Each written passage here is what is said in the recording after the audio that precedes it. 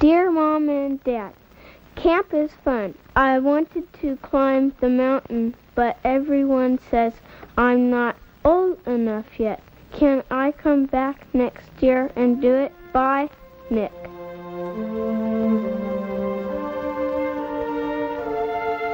Mount St. Helens, a 9,677-foot sleeping volcano nestled in the wild abundance of the Gifford-Pinchot National Forest in southwest Washington.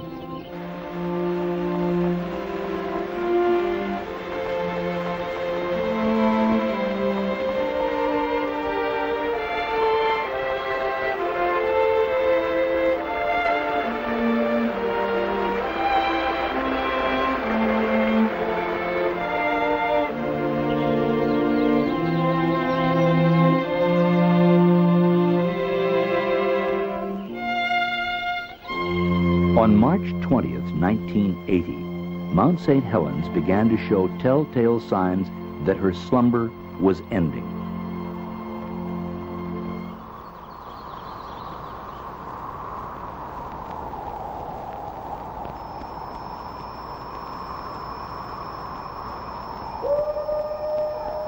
After the last great ice age had retreated northward, the Cascades were already well established, running from northern California through Oregon, Washington, and into Canada.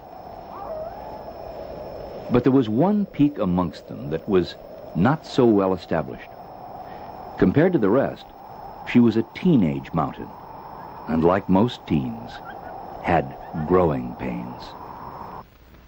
St. Helens is known to have erupted numerous times in the past.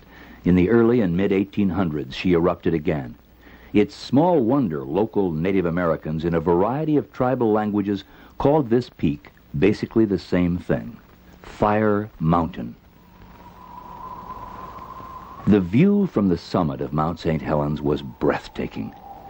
Below lay Spirit Lake. In the distance, an older peak, Mount Rainier. The lake was a haven for recreational activities and youth camps, the YMCA's Camp Meehan being the first. Thousands of youngsters flocked to the lake over the years, learning how to row a boat even when the oarlocks wouldn't stay put, sailing a wind that seemed to rise from the blue-green depths of the lake itself, always discovering new friends, the diamond-encrusted night skies, and how to cook an egg on a stick. There were national forest campgrounds on the lake, too. Bear Cove, Cedar Creek, Donnybrook. And beyond them stretched the forest. A living museum for the curious. A place as close to heaven as one could get. At Trail's End, there were places that were like living in a postcard world.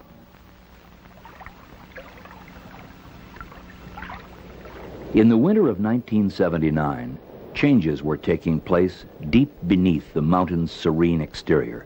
On March 20th, 1980, a moderate earthquake beneath the mountain registered 4.1 on the Richter scale and was the first sign of an eruptive phase. Swarms of quakes followed until March 27th. We are directly over Mount St. Helens right now, and there is no question at all that the volcanic activity has begun. You can see smoke and ash pouring from the top of the mountain, especially on the north side of the mountain. A concern for public safety prompted the closure of the Gifford-Pinchot National Forest.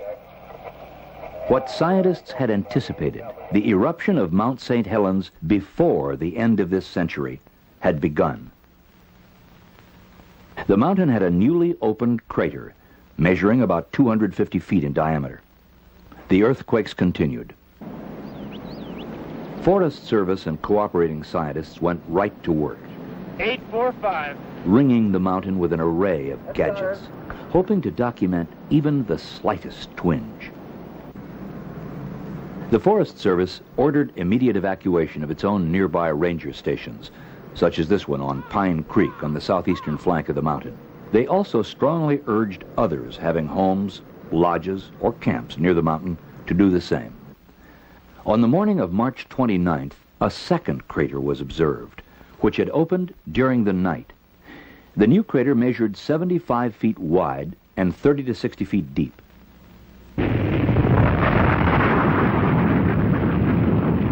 On March 31st, explosive eruptions continued, and the two craters merged.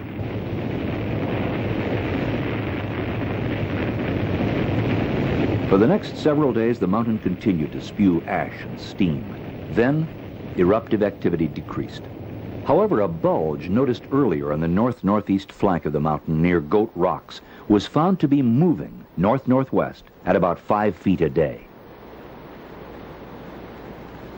Scientist David Johnston expressed the opinions of the U.S. Geological Survey. They would later prove incredibly accurate. In the initial phases, we'd see probably very large eruptions that would extend high into the air. This would spread ash over large areas in western Washington, maybe possibly in an extreme case even farther east. In the near flanks of the volcano, there would be more damage done by possibly hot avalanches, pyroclastic flows. Farther downstream, we could see mud flows and floods. Because this is such a symmetrical volcano and because the crater is so high, if there's an explosion, it's probable that the debris, the very hot incandescent ash that would come down, could come down all sides. But right now, there's a very great hazard due to the fact that the glacier is breaking up on this side of the volcano, on the north side, and that could produce a very large avalanche hazard. In the meantime, the chief of the Forest Service declared part of the land around the mountain a geological area to help protect the unique features. The Forest Service and the U.S. Geological Survey were taking the mountains seriously, as did the Spirit Lake Youth Camp operators, who coordinated their efforts and, along with a donated helicopter and a large refuse bin, began hauling out. Well, the tourists come to see her smoke, and they all think it's one big joke. That mountain's just a molehill in disguise. But when that lava starts to ooze, they'll be running the heels off their shoes. Heck, we'd have thought she was over-publicized. But the effects of Johnston's words were lost on most people, who were more interested in Mount St. Helens as just another roadside attraction. It's gonna rock, it's gonna roll, it's gonna leave a nasty hole. It'll be too late to find a place too high. As far as we know, it's just a joke. Well, not really a joke, I guess, but it could last 100 years. We're going to stay till the rocks start falling, I guess. You don't mind working in the shadow of the mountain, then? No, not at all. There's nothing to be scared of. More danger than one of them trees falling on the backside than there is a mountain of exploding. For 83-year-old Harry Truman, operator of St. Helens Lodge, nothing was about to move him from the shadow of his beloved mountain. Harry wants to stay, and he's not going to leave, so, and he's thanked us for our concern for coming. It's definitely a mistake. Somebody done it to cause trouble for me and the law and everybody else. But that's my life. Spirit Lake and Mount St. Helens is my life, folks. I've lived there 50 years. It's a part of me. That mountain and that lake is a part of Truman, and I'm a part of it.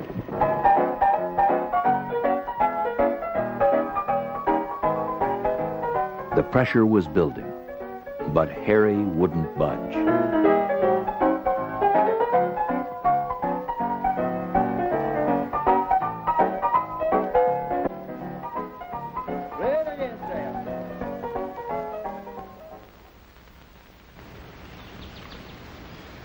The morning of May 18th, 1980.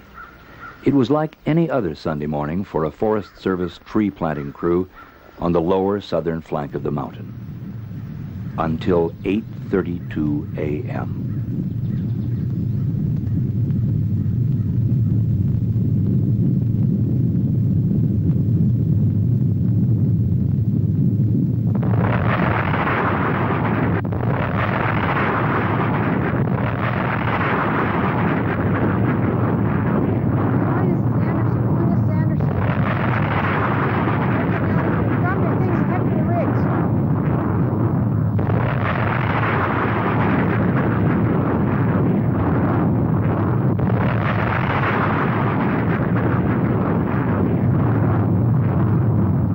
It seemed to happen in an instant. A cubic mile, tons of ash, rock, and ice were rocketed into the stratosphere. The cloud reached nearly 14 miles into the sky. the view was spectacular. But the wind was blowing in a northeasterly direction, and from that point of view, the clouds seemed like the end of the world. The skies grew dark, and at noon it was pitch black in most of eastern Washington. Everyone to not panic. If you want to start getting out some water supplies now to life in the ash storm came to a gritty halt. Assuming the road is closed from here any further east. Okay. This is as far east as you can go. Those who could move, however, moved quickly. The 304th Aerospace Rescue and Recovery Squadron from the Portland Air Base was called in to find geologist David Johnston, who was manning a scientific lookout above Coldwater Creek, 6 miles northwest of the mountain. He was never found. Nothing matches the map. Where's Spirit Lake? Is that it over there? I can't believe I've camped up in this area. Doesn't look like any place I've ever been before. As most of you already know, we had a major eruption occurring at 8:32 approximately this morning on Mount St. Helens. The first report that we actually got about the eruption was from Forest Service personnel that were administering a tree planting contract, and they reported over the radio to us that an eruption was occurring, and it seemed to be about 100 times greater than one that we've ever had in the past. It does appear that the northwest flank of the mountain seems to be gone. They have indicated that there have been some mud flows that have come down the southeast flank of the mountain. Emergency procedures have been put into effect. At 10:15 this morning, the Cowlitz County reported that a 12-foot wall of water was coming down the Toutle River, and this was verified by the Washington State Patrol. The largest rescue mission in the history of the Northwest was soon underway. Look to the left now. Good. What do you have with that? Is that from over here? Military helicopter units and other rescue squads joined the effort, coordinated by the county sheriff departments. By the end of the rescue operations, which lasted 2 weeks, more than 170 people were brought to safety. But in the final count, 61 were dead or missing. Japanese car sometime. Rotor wash from the helicopters kicked up great clouds of ash, making rescue difficult. In many places, it was impossible to land. Rescuers were lowered by cable to assist survivors who were then reeled to safety. Tons of ice and snow, melted by the intense heat of the raging volcano, mixed with the ash and began rampaging down the flanks of the volcano. One mud flow reached Swift Reservoir, about 10 miles to the south.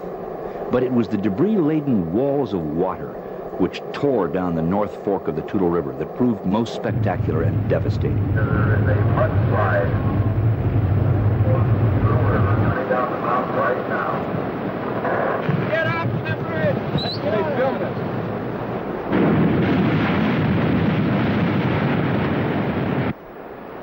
After wiping out an entire logging camp, the deluge raged on. In a matter of hours, this river of destruction surged under the Toutle River Bridge on Interstate 5, closing the main arterial between Portland and Seattle. Entire forests and logs, hundreds of years old, roared past stunned onlookers. From the Toutle to the Cowlitz to the Columbia River, first attempts at clearing the debris became exercises in futility. For the first time in decades, the lower Columbia River was closed to freighter traffic.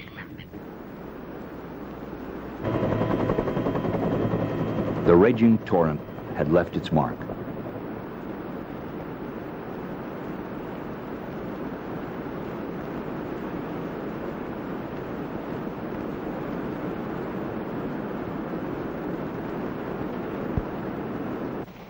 In a matter of hours, the winds carried the growing ash plume over Idaho and Montana. A month later, the plume had circled the entire Earth. In the wake of the plume, ash was everywhere.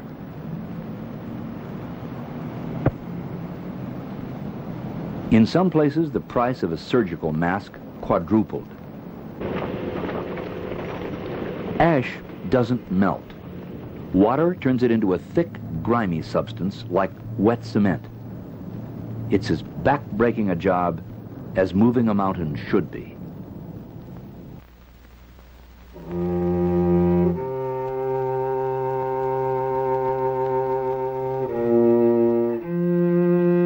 When the skies finally cleared, Gifford Pinchot National Forest personnel began the sad task of assessing the damage. acres upon acres of prime timber flattened. Bridges, roads, campgrounds, trails, all obliterated, buried, destroyed. Spirit Lake was a steaming quagmire of debris. The entire north flank of the mountain was gone, and that proved the key to understanding exactly what had occurred on the morning of May 18th. The initial event was a major earthquake. A devastating lateral explosion followed, destroying nearly every living thing in its path, including Harry Truman. The initial force of the eruption had been across the land instead of blasting skyward. Now, the mountain, which lost most of its summit, is topped by a gaping horseshoe-shaped crater nearly 2 miles long and 1 mile wide.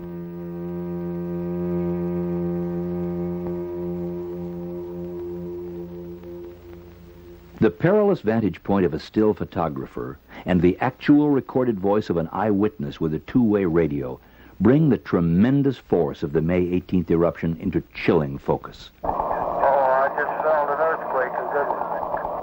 Now we've got an eruption down here. Now we got a big slide coming off.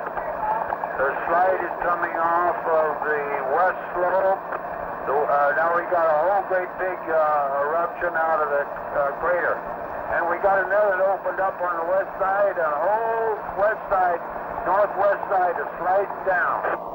Oh, wait, we got it, boy. The whole northwest section and north section blown up, flying and coming up over the ridge towards me. I'm going to back out of here.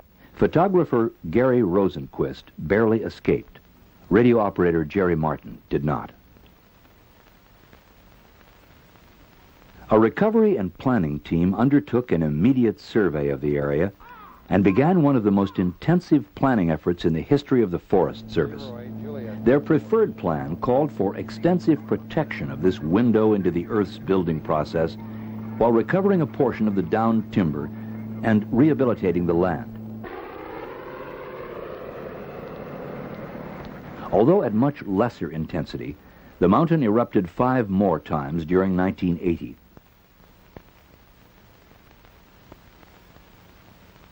This eruption, on July 22nd, was photographed on time-lapse by amateur photographer Jerry Whitaker of Woodland, Washington.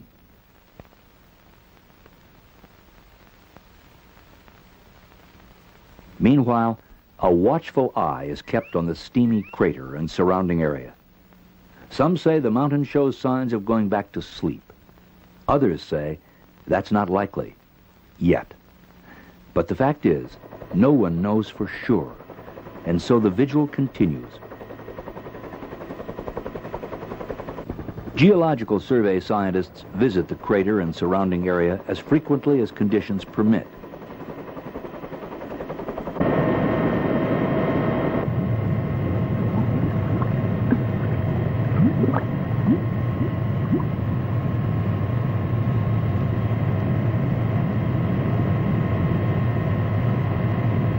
Rock samples are collected. Distances between established points are measured electronically to detect any swelling or deflation of the volcano.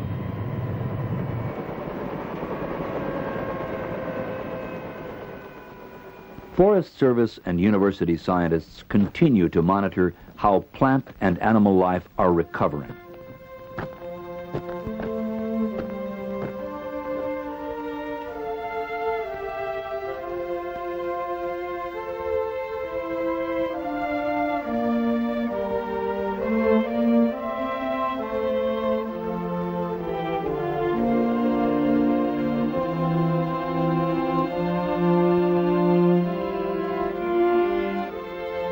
Volcanoes are secretive and unpredictable things. St. Helens could stay active for a week, a decade, longer. But sooner or later, by one manner or another, she will change again. That's the way it is with volcanoes. To be sure, much will happen in the meantime. Trees and huckleberries and wild animals will return to the mountain's flanks. Spirit Lake will become clear and blue-green again.